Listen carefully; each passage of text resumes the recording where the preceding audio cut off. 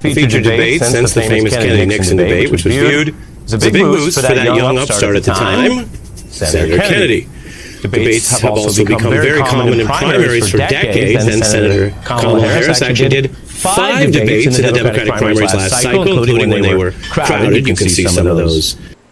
So she is such a good debater, and she is such a powerful debater.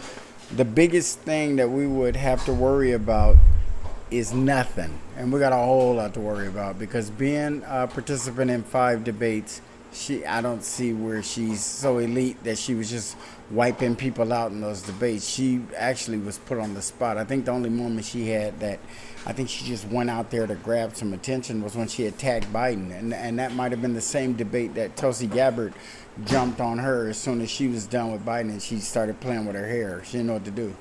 And I didn't see no toughness there. She looked lost. Memories there. And Donald Trump, to be clear, has used debates and their format to great political effect. Actually, to be as inexperienced as he is politically, he's done the best in debates in recent memory of politicians. I mean, debates have helped the guy. Anybody don't like him, you just have to not like him. But the fact is, debates have helped him. He's got people on stage and worn them out. He beat an entire Republican field in his first go-around in debates. He embarrassed them. Then called them names, made them look stupid, and they started kissing his ass. He steamrolled Republicans in the 16 primaries. He did better than many expected against Clinton. And the recent Trump-Biden debate helped spark the largest summer shakeup of a presidential campaign ever, as we all know. Whether you think that's because Trump did okay or well, or Biden didn't do as well as... No, Biden is in mental decline. He has a mental illness. It's either dementia, Alzheimer's, or some kind of cognitive decline. It might just be being old. It happens. The memory and the mind just isn't as sharp as it was. And this guy's trying to make up any skills for him. People wanted. It's another example of how debates matter. And how debates have benefited Trump. Which is important for the news tonight, because he claims he can beat anyone, but he's formally ditching the debate that had been agreed on between the Trump and Biden campaigns. Yes, not the Trump and Kamala Harris campaigns. He was basically allowing Biden to do whatever he wanted to do. He made the rules. He picked the network for the first debate that he bombed out in. And because he bowed out, now a new agreement needs to be made as far as a debate going forward with Kamala Harris. She doesn't just automatically get to step in and take over where Biden left off. She's the younger person. She's the sharper person. Let's see her give up some concessions to Trump so the debate can be somewhat competitive. Trump did allow Biden to have an advantage in the last debate, the one that ruined Biden. And this was before Biden dropped out, of course. It was slated to be next month on ABC. Now, I mention the history because it's all custom. There was a time before there were debates. There's no law requiring debates. And it is true that Trump's campaign made an agreement to debate a person who's no longer the Democratic nominee, Joe Biden. And that's the point. If Joe Biden's no longer in, then that agreement that you made, it no longer stands. You need to sit down with Kamala and we need to work it out. They're trying to get her to just slide into Joe Biden's position and take a unfair advantage. Nah. I think Trump will debate her. They just need to talk about it. Biden, not an agreement to debate Harris. There's also nothing binding about these agreements even when they make them. Either side could skip any debate up until the day of the debate. Last minute, they could still go AWOL. Again, it's custom. And Trump has ditched debates across several cycles, we should know. So, for his own reasons, he's announced, I'm not going. Based on his political career and his strength in the Republican Party, some of his decisions that some of us talked about over the years have benefited him. He's still relevant. He's been convicted and charged with all kind of crimes. And he's still relevant. He's still polling like right there. I mean, within the margin of error. So I don't know. It's pretty interesting to me that Kamala is such a powerful debater, but Trump is looked at as a person who her debating skills will be the difference. And I doubt that. She doesn't have enough to stand on. But he could be betting that he still thinks he's ahead of Harris and just doesn't need another debate this fall. Or he may think Harris is a tougher, more novel foe than Biden, whom he already debated last cycle. And Trump may worry that he risks losing a Harris debate, so why not just skip the whole thing? Those are all assumptions. And what this gentleman here is trying to do is make you believe that what he's saying has some truth to it. He hasn't talked to Trump. He probably hadn't even talked to Harris because she's avoiding the media right now. So where does he get this information that Kamala Harris is this legendary debater? Because she's had a few bright spots in Congress, caught a few old people off guard, and kind of went in on them pretty hard, which is impressive, but it's not like mind-blowing or nothing. And what we're trying to do here is build up her as this wonderful debater who Trump's scared of, and that's just not the truth. Absolutely not. He surely watched Harris debate his own running mate last time when the Trump-Pence ticket lost a few months later to the Biden-Harris ticket. $100,000 a year. Repeal the Trump tax cut. Mr. Vice President, I'm speaking. I'm speaking. Is he only going to repeal part of the Trump tax cuts? If you don't mind letting me finish, we can then have a conversation, okay? Please. Okay. I will not sit here and be lectured by the Vice President on what it means to enforce the laws of our country. I am the only one on this stage who was personally prosecuted. Everything from child sexual assault to homicide. Those are little talking points. Child sexual assault. You know, her office did all of that. California is a huge, huge state, and if you are a attorney general in a state the size of California, you prosecuted everything. But what you prosecuted the most was black men. Say that. She held her own against the sitting vice president of the U.S. Now, her primary campaign that cycle had some missteps, from organizing to fundraising. Yeah. And from debating, and from being likable, and from having enough of the black vote to be any kind of a threat. I was kind of surprised when Biden picked her to be his vice VP, because usually you get someone to shore up somewhere where you're weak. And I guess he's stronger on black support than she is. So I used to kind of think that's why he picked her up, but I don't think that's the case anymore. I don't know why he picked her up, because he has a bigger support from black people than she does. So why he picked her up, I'll never know. I don't think that we're supposed to be where we are right now. She is not supposed to be the candidate, but she is, and the Democrats aren't ready to wave the white flag, but they will be soon, because she ain't winning this. And many outlets that covered that period have noted that she basically grew in her political skills as a candidate since then, but her debating skills have always stood out. Now, if she's grown as a candidate, and because she's been VP for 3.5 years, 3 3/4 of a year, where has she improved? Where has she gained strength? Has she been on foreign affairs? Did he send her overseas and kind of let her take care of a major issue that's going on abroad? Or did she just lock that border down so good that, you know, even mice couldn't get in? I mean, what did she do that really increased her political clout, that really made her more of a candidate now than she was in 2020 when she quit in the first round? As they did a year later. America does not want to witness a food fight. They want to know how we're going to put food on their table. Donald Trump got punked. See, she used words like punked and weird. Those things attract, because those are kind of like bully words. You're taking a guy like Trump, who's known for being boisterous and loud. You're trying to use bullying techniques, calling people names, and your constituency laughs and giggles. But you better come up with some substance, because the news crews aren't going to be asking you about weird and punked and all that kind of stuff. They're going to be asking you about some policy, and you better have some for them, because right now you don't. Checked your website this morning. Nothing's gone up yet. When black women make 61 cents on the dollar as compared to all women who tragically make 80 cents on the dollar, the question has to be, where you been and what are you going to do? And you won that election with your President Biden, and where have you been, and what did you guys do? We need to know. And Harris has shown an ability to think on her feet. And you might say, well, of course, isn't that what all national leaders should be able to do? But remember, you could be very good at meetings and studying an issue and solving it and not be as good on your feet. There are politicians who've been very good. And she ain't that good on her feet. If you guys hear the word salad she comes up with, it makes no sense. Some of the stuff she says, her thought process just goes on and on and on, and then she loops it back around and ties it to the beginning of where she started, and it doesn't make any sense. So this guy is trying to hype her up and make us feel that we got something to support. We don't. We do not. Maybe her VP pick would be better at the top of the ticket, and he's pretty bad. Leaders and don't have that command.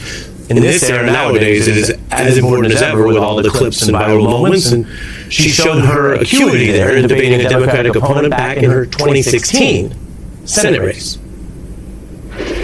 When we talk about absent, I think it is important that you show up and that that's the kind of leadership California wants. I have never missed a close, crucial vote. The record shows that the Congresswoman missed over 70% of the Homeland Security Committee meetings in the United States Congress. The facts speak for themselves. She was ready. That was a nice, cool statement. She didn't seem like she was reaching out there for too much. She had herself contained and all together. But I ain't impressed. I need a policy. I need agenda.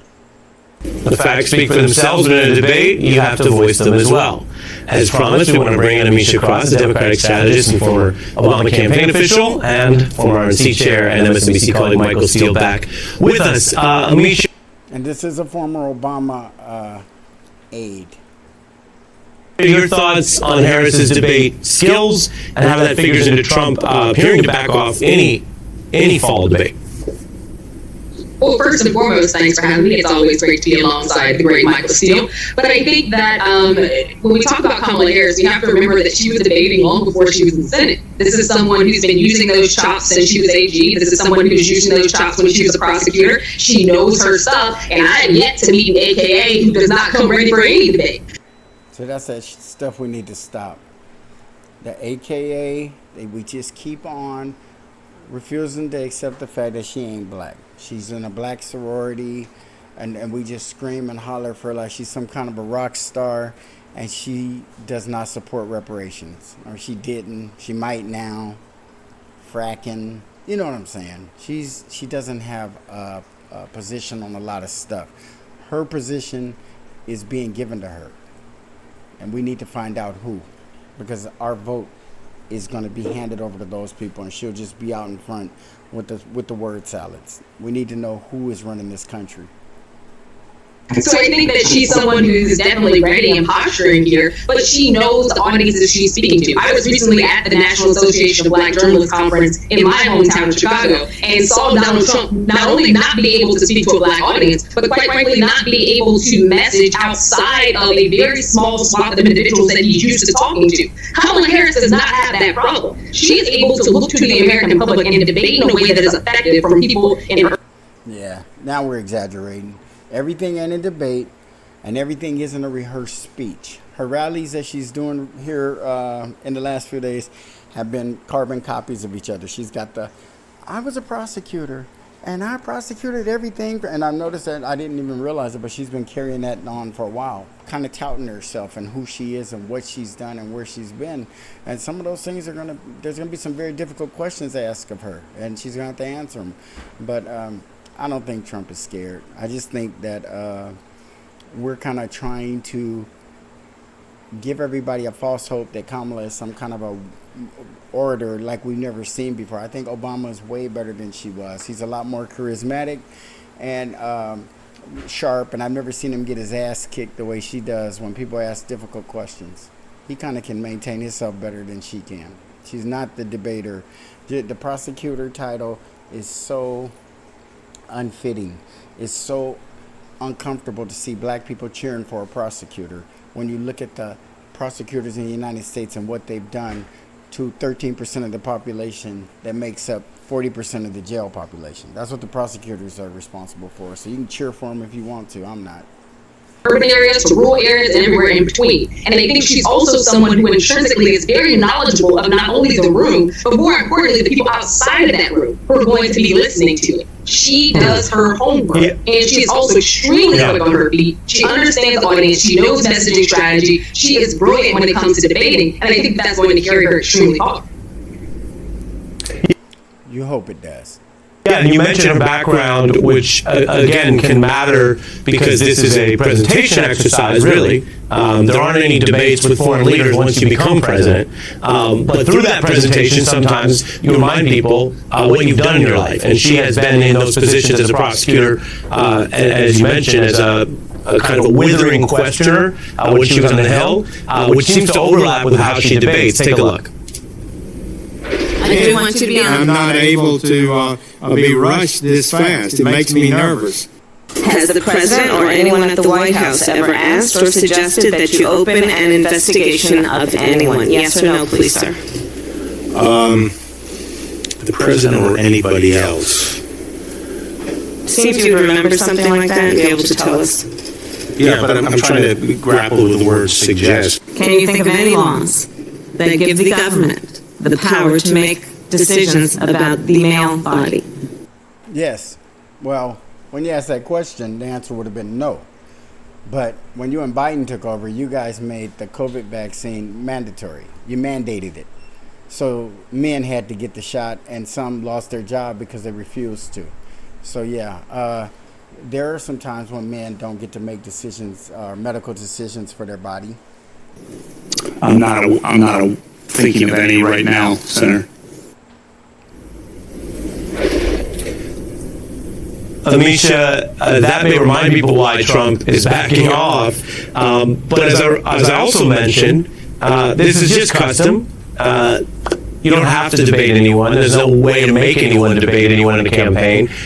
When you put your political hat on, and you mentioned just seeing Trump in person at the conference, do you think ultimately this could hurt him to avoid the debate, or politically it would hurt him more to potentially lose to her, and so he's actually making a kind of a logical choice if he doesn't end up doing it? Well, you're guaranteeing that she's going to win the debate. She has skeletons in her closet. You guys have to accept that fact. Don't act like she's squeaky clean and got nothing to come in there that he can hit her up about. She has a record that needs to be questioned. She was the border czar for the last 3.5 years, and she's going to have to answer for the amount of illegal immigrants who came into the country. And I know she's going to say because the Republicans wouldn't vote for their border policy, so we just left the damn thing open. It's not the way it goes. You still have to close the door behind yourself when you come into the country. I think it's a little bit of both, because she can't be the strong man who's afraid to debate a woman. This is a guy who's been afraid to debate Kamala Harris, but wanted to jump into a debate immediately and try to steamroll Joe Biden. Because Joe Biden was the president. And if Joe Biden is the president and Trump is trying to become the president, you have to debate the damn president. You don't debate the vice president. And now that they've done some trickery and without a primary, he is in position to, after she receives a nomination, of course. She's not officially our pick yet. Anything can happen. Just hang in there. These Democrats, they're tricky. So, folks, this lady here is obviously still stuck on the Obama page. We need to move forward. We need to evolve. We need to understand we made mistakes with Obama. And this is our opportunity to fix some of them. You're not going to come in here with another person exactly like Obama and get the exact same thing, our votes and our prayers. We vote and pray, and that is not the way it's supposed to go. No more voting and praying. Let's do better. He's been running away from Kamala Harris since those fundraising goals were beyond met, since she's been able to galvanize public support across the United States and across multiple demographics, ages, regions, you name it. They've come to her. And I think that he's afraid and only wants it to be hosted by a Fox News audience, and Fox News. He went to CNN for Biden. He agreed to CNN. He agreed to Biden's conditions. Now he's the elderly guy. Maybe she give him some concessions and vote him and debate him on Fox and debate him under his conditions and terms, or at least kind of be a little fair. Damn, he didn't kick in. He wanted to debate Biden so bad he just let it happen however Biden wanted it, and it backfired on Biden. But no, it doesn't mean she's going to get that same treatment. Heck no. Why should she? She's the younger, sharper prosecutor. because that's where he runs when he wants to hide from any bit of fact-checking as well as any bit of actual questioning that would benefit the American public. But moreover, I also believe that if he was to debate her, Trump would fall flat on his face. He just does not have the debate chops that are necessary.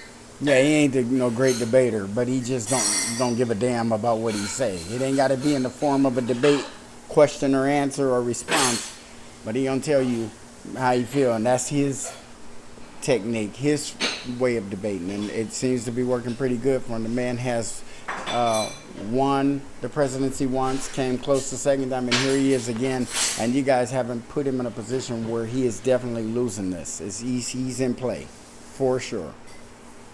To withstand all the blows he would take from Kamala Harris, who, unlike several people he's debated before, would not let him weasel his way out of the truth. Kamala is used to prosecuting the case. She is the... You guys better be careful with that, because if she gets up there with Trump and falls on her face, it's going to be a longer fall for her than it would be for him. I don't think that Trump's followers are going anywhere. Kamala is still trying to solidify her support, and she has not done that yet. So you guys better be very careful about being so presumptuous that she's going to go in there and just knock it out of the park, because that's not a guarantee. And I have a feeling that her record is going to come up in that debate, and it won't be as beautiful as you might think. Prosecutor who will face someone who is a convicted, multi-felony convicted criminal. Right after he got out of the White House. The man has one good thing that I can say about him. He was never convicted of any of that kind of stuff until he went in the White House, and it just looks like the Justice Department has been turned on him. That's what it looks like. That might not even be the case, but God dog it, you guys probably should have had him convicted before he ever went into the White House, and not as a retaliatory kind of thing, because that's what it looks like. And she will not only win in that debate, he will not be able to return. And his RNC has already happened, so it's not like they can do anything about it at this point. I think that he is running really, really afraid, and he does not want to have to face her and see all of the memes, see all of the social media TikToks, you name it, that come out after he gets mollywopped on stage. Mollywopped. Michael? Well, first off, let me thank Misha for the props. I appreciate that. It's good to be on with you, and you just nailed it. You know, the bottom line is Trump ain't ready for this. He's not. This is so beyond his league. He's not going to be on a stage where he gets to walk up behind.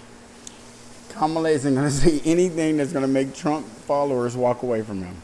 And I don't know what Michael Steele's talking about. He's trying to keep that paycheck.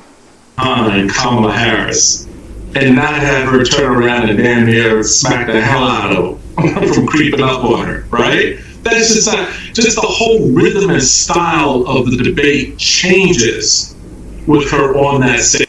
The black woman attitude that she portrays is fake.